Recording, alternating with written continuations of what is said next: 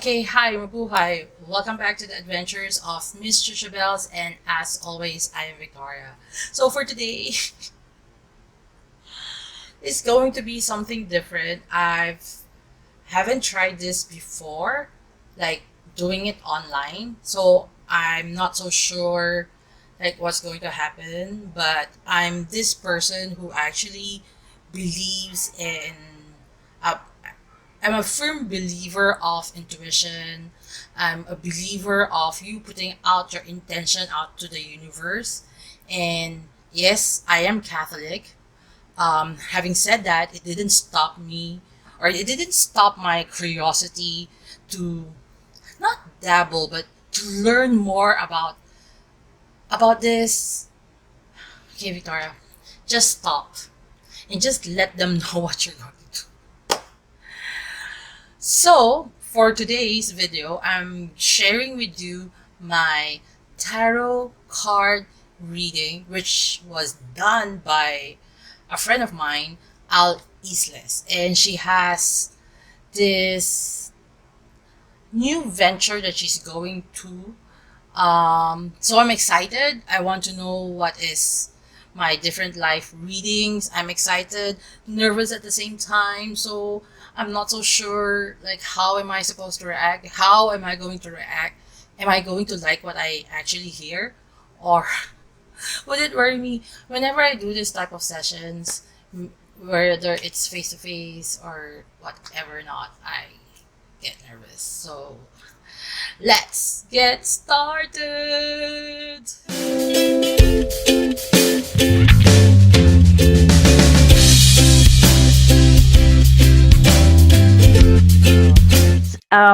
Sige, so yung reading natin on the life aspect, so we'll check out on the 7 items.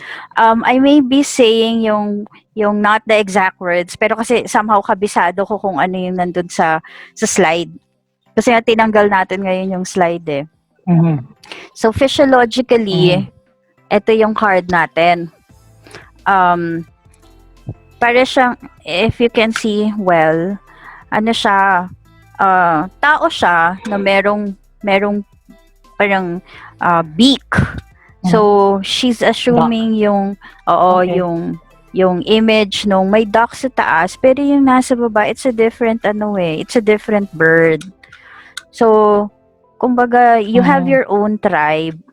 Yung tribe mo ay ano sila, they have this parang characteristics of birds na ano bang characteristics ng birds? Para silang Bali-bali. ha? Makulit. Makulit. Ay, tatlo pala sila. So may dalawa na beside you. Kumbaga, oo, may two people who's beside you na who's behaving like, pero they can also be your spirit guides kasi for you to fulfill yung mga physiological needs mo. So kumbaga when you get into something, into a project or anything na related to your physical needs, sila yung somehow nag-guide sa'yo. Even yung duck nga kumbaga, the duck sits on your head para when you think according to the guidance of the duck. Ganyan. So, ano naman, mukhang okay naman kasi madam na madam. Yan, yung pag-address ng mga physiological needs. Diba? Yung when we say physiological, ano na yan Meron akong tribo. Oo. Pero when we say physiological, kasama na dyan yung food, rest, shelter, ano pa ba, air, water, yung mga ganon. So, as in talagang physical. Clothing, yan, kasama din yan. So, yun yung para sa physiological. Next is yung mga creations. Every day we create. So, paano ka nagka-create? Ano yung journey mo sa creations mo? Okay. Ang creations mo ay kadalasan according to ang prominent dito is si kalbo. May kalbo sa buhay niya. um, it's always about yung the things that you love and balancing yung masculinity and femininity within you. Maaring nagmamanifest na rin naman to sa relationships, external, sa mga friends, ganyan. Pero it's always about balancing. When we say kasi femininity, its root is yung creativity, intuition, ganyan. Pero when we talk about masculinity, it's about yung taking action, making a decision, ganyan. This card, I always see this kapag yung tao ay marami ng past lives. So, you're an old soul, kumbaga. Kasi, kung makikita mo dito, though it can be, kumbaga, lalaki, parang, you had a past life na lalaki ka, pero, ito yung person na sobrang, nakikita mo ba, tumatak sa'yo, etong mga to. Yes. Pero ikaw as babae in a past life, ito yung mga tumatak sa'yo ng mga tao na maaring itong mga taong to around it. Nandyan pa rin around you now. You still continue on with the journey now. Yun. Bakit? Okay lang. That's nice. Oo, okay kasi nga, gusto ko nga siya eh. I've always wondered why, diba? So, at least now it makes sense. Oo. Na parang minsan, di ba, may encounter mo, sabihin mo na, eto, eto may pagka parang bruha sa buhay mo. Pero parang, bakit? Yes. Ba't nandiyan ka bruha? At diyan ka na naman, ganyan na naman ginagawa mo sa akin. Yung mga ganon. Siyempre, siya pa yung nakita ko. So, may mga ganon. Pero, somehow, they are around you. Kasi to teach a lesson and somehow to remind you of your gifts din.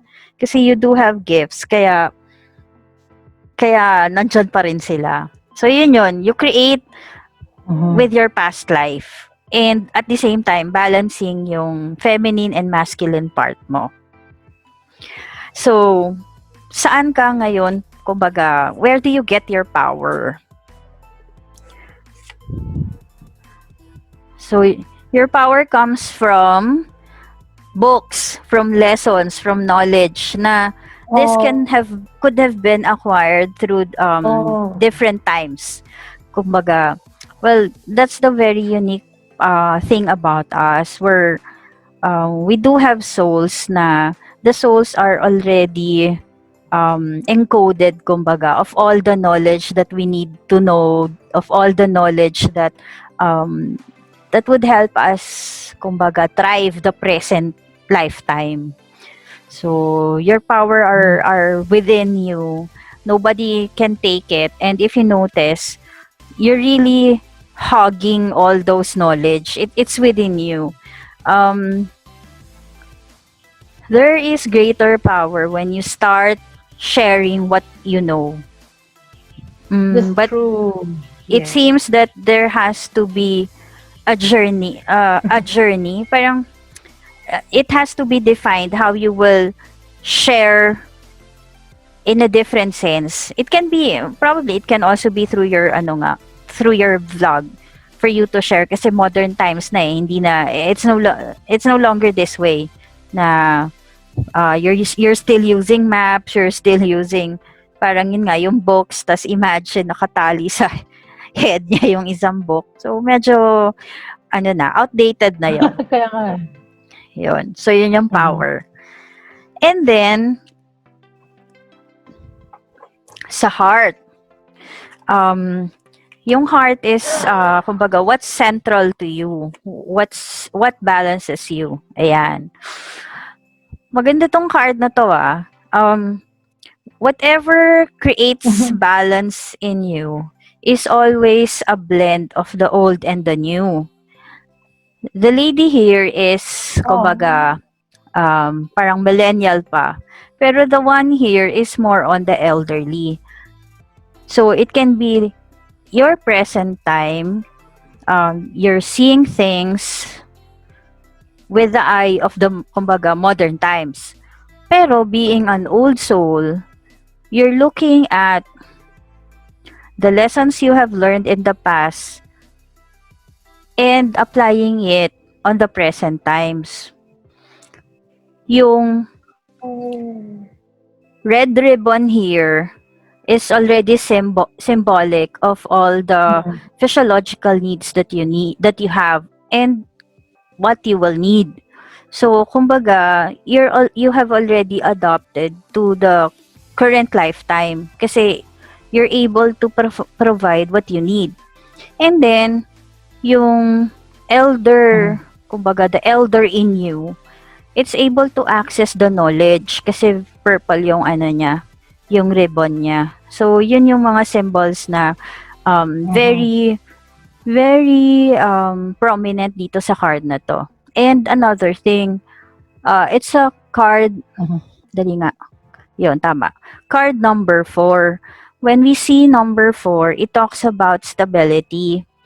So, kumbaga, when you decide through the heart, feel i-feel mo if it's giving you stability, if it's giving you that kumbaga security na you have already assessed every aspect of the situation, kumbaga. Yun. Mhm. So ganda, heart. And Maganda then siya. I like that. yeah. And then sa throat naman, sa throat is yung truth mo, what's true to you. So dito, madam na madam. Pero if you can see, meron siyang ano, 4 na keys sa chest niya. So, Mhm. Oh, okay. oo. Mhm. Tapos meron pang bigger key. Pero Mhm. yung itong bigger key, para siyang ano din, a bigger version of the golden key on her chest. 'Di ba? So, Mhm. Mhm. kumbaga throat chakra kasi to eh. So, yung truth mo is within you. Kumbaga, you hold the key para mapalabas, para ma-open. Kasi nga, the keys are in you. Na, how do you realize yung truth in your life? Though, of course, merong bigger key to everything. Pero, hindi naman kailangang, parang, parang you know that it's there, pero hindi siya yung parang gagamitin mo. So, you always have yung nandito sa chest mo to unlock a lot of things. Mhm. Depende na lang sa'yo if later on you would decide to use this bigger key. The Mhm. truth is with, well, through time, pwede pa siyang mas ma-define, pero it's something na parang you're choosing not to explore yet. Andun pa lang sa stage na alam mong nandyan, it can be accessed anytime, pero hindi pa. Parang sa ngayon, i-work out mo muna Mhm. kung ano yung accessible for you rather than going for the big thing.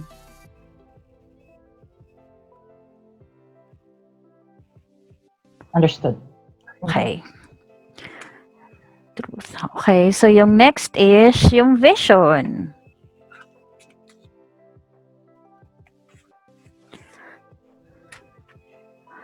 Yun. Ang vision. Nakikita ko tong card na to kapag ka the person is very much into parang meditation. You're still kumbaga designing what is it really you want. Pero somehow, alam mo eh kung ano yung gusto mo. You want to, ayan, hindi na nag-glare. You want to perform. You want to make use of all the tools that have been made available for you. So, notice dito sa taas, you're already using your tools. Kumbaga, you're using the ball, you're using the hula hoop, Mhm. and then there's also the baton. While crossing the string, di ba? So, parang kaya mong Mm. tumulay, parang sa Tagalog, di ba? Kaya mong tumulay ng alambre. Pero, mas prominent kasi yon Correct, yung oo. dinidefine mo pa. And sa ngayon, ang pinanghahawakan mo pa lang is the hula hoop. You're not yet exploring the baton and the Mhm. ball. Na Mhm. technically, mas nagiging masaya ang mundo kapag ginagamit yung dalawang tools na yon. So, um, nag-register kasi sa akin yung number 42. So, yung stability, lalo na Mhm. in terms of yung current life, can be better realized kung, let's say, when you want to explore something, you're able to define. Kumbaga, in your mind, gawin mo munang malinaw ano ba talaga yung gusto mo. Kasi the execution Mhm. of what you have in mind becomes easier kapag klaro ka dun sa gusto mong gawin. Okay. Interesting 'to. Yun. Um, nagigets mo na? Hmm. I won't get into details kasi parang ang dami niyang applications. Tulad nung kanina, 'di ba sinabi ko na a reading Stop. can apply to spirituality, it can also apply to career, it can also apply to relationship with others. So parang hindi siya nakakulong sa kumbaga hindi siya limited to one aspect. Mhm. It's Mhm. kumbaga a general guiding principle across different realities. So you might want to Mhm. consider reviewing according to this kumbaga guidance. Yun. Yes. Yan. So yan yung vision. So yung last card natin, 6 na to Mhm. 7 is yung crown. When we talk about crown, it's also yung knowledge. Ano yung guidance na natatanggap natin Mhm. from, kumbaga, from above, Oh, from God. Ganda, no? Yan. kaya nga eh. Nice. Mami ko ba 'yan? Ako yung baby? Well, it can have two meanings. Bakit wait lang ha, may titingnan ako kasi meron tinitingnan ko sa screen, meron sa aking prominent na figure. Sige, go. Um, ito kasi, when I see this card, it's more on, ano talaga if you're familiar, meron tinatawag na inner child in each of us. Hmm. So, Yes. dahil pinagdaanan natin yung childhood, Hmm. not everyone has a good childhood, pero that's the purest form of everyone. So we bring in Mhm. the goodness of the person, of the child, even if we're already adult. So kumbaga, we continue living the adult life and yet we still nurture the child in us. Nasundan? Oh, 'di ba parang ako talaga, the child in us kasi isip bata. Well, which is wala namang problema. But basta as long as, alam mo yun, yung parang you always go back to nurturing the Kaya child in happy. you. Oo, happy-happy pa rin, ganyan. Tapos, always have this perspective na, kumbaga, uh, it's a beginner's mind. You have this very, um, kumbaga, innocent perspective on life. Yung mga ganon. Oh my goodness, parang sabi ng brother ko, ako daw yung pinaka-gullible person na nakilala niya because I just trust everybody. O, 'di ba? 'Di ba yung mga bata kasi they're so trusting. Oo. and they just basta positive. So, ganun ako. Oo. Oh, yun. Pero parang ang isa pa rin na ano, nag-catch ang attention ko dito, parang yung adult life ngayon ay parang it's masked. It's not the real thing, parang ganon. Kasi tingnan mo, Mhm. meron siyang meron siyang mask. So, kumbaga, may kino-cover up. So, the way this adult Mhm. works, parang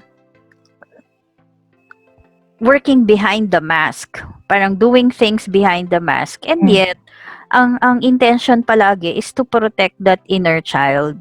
Kasi pansinin mo, kahit na nakamask siya, Mhm. lovingly, Mhm. ano pa rin siya, hugging the baby. Na mukhang yung baby na Yes. yon talagang ano, Yes. well, clingy siya. Clingy siya dun sa mom niya. Yes. Yun. Correct. Mm, it Mhm. this card can In short, also parang ako pa rin.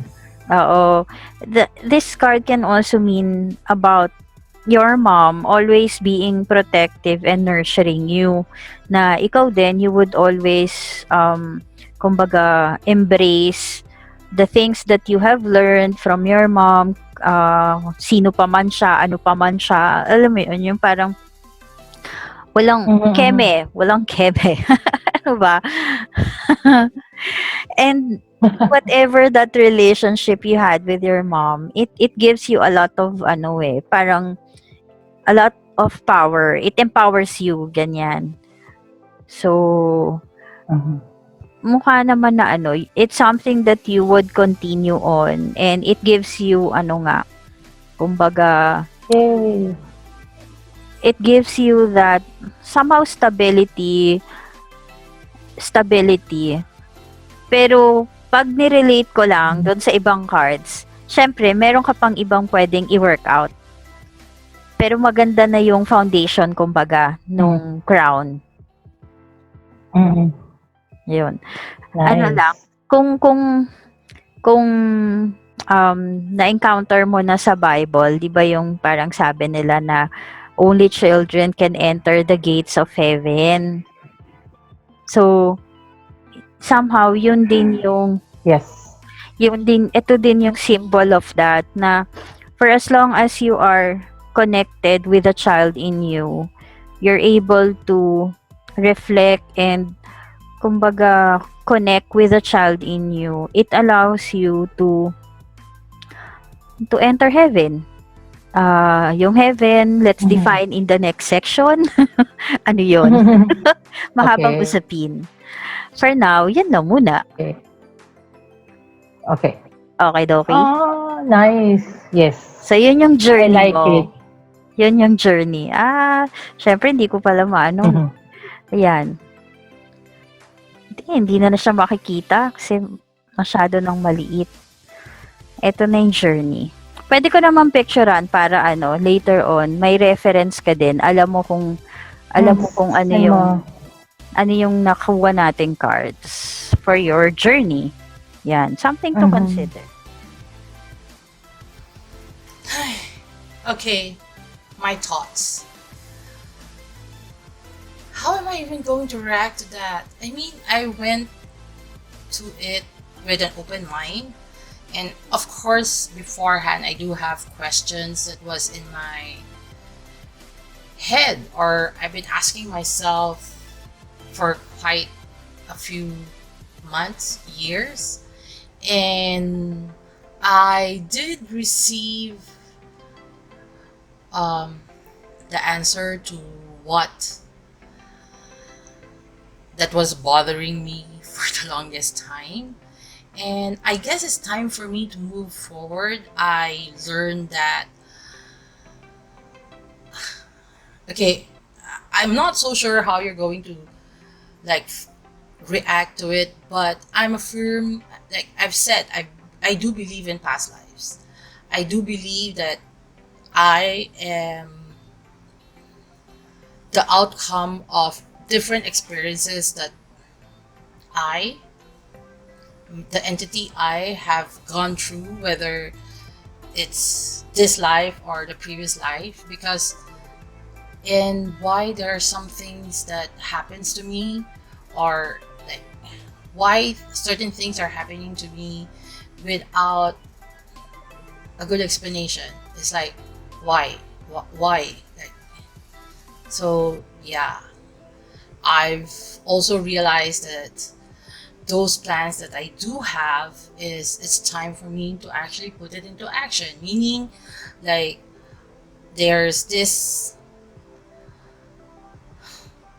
that this that I'm already such not such that I'm already good at something, and that I have intention of learning other things, that I'm supposed to just push forward and just do it because it's the right thing to do, and it would only um, bring me to my fullest potential. And the things that I like is actually the last one, is like me nurturing the inner child in me, or me nurturing other people, or me nurturing like just being nurtured by my mom or those people who has passed. And it's a comforting thought that what who am I right now is fine. I'm just fine. I'm supposed to be fine, that I'm doing the right thing, nurturing, not missing out, not dismissing me being a childlike, not yeah. So I'm supposed to be positive, I'm supposed to nurture. And this past year and a half, I've gone through so much, and I'm just glad that I did the right thing, that I forced myself or convinced myself to actually step back, because I don't want to lose myself. And when I say lose myself, is lose the positivity, the feeling of like just feeling like a child, that you trust everybody, that everything is good, that there's goodness in this world. And I almost lost that, and I hated myself for how do I even explain this? It's like, but I made the right choice. I decided like, okay, Victoria, yeah, that I have to nurture it, that somebody's nurturing me and reminding me that don't lose that, because this is you. It was a good reading. I was expecting that it's going to be emotional. I was scared that she's going to say some things and scold me for things that, but fortunately it's not. I do have a good feeling for this. And am I going to do it again with her? Yes, of course, definitely, because at least she agreed to record the session and so that I can share it with you guys. And I'm so thankful to Al for recording the session so that yeah, I can share it with you guys. If you're interested, if you're just interested and you're even curious and you want to try, give it a try.